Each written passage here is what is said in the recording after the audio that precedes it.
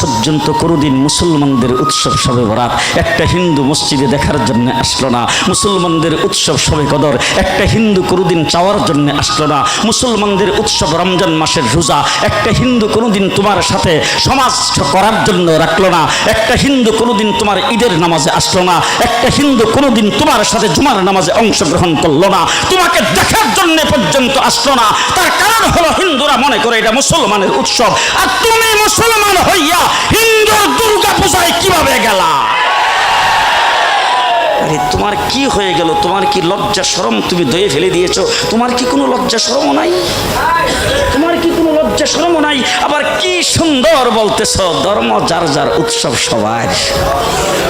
High high high, ও মুসলমান যুবকেরা ভালো করে শোনো, ধর্ম যার যার উৎসব সবার, তাইলে বিয়া যার যার বউ তো সবার।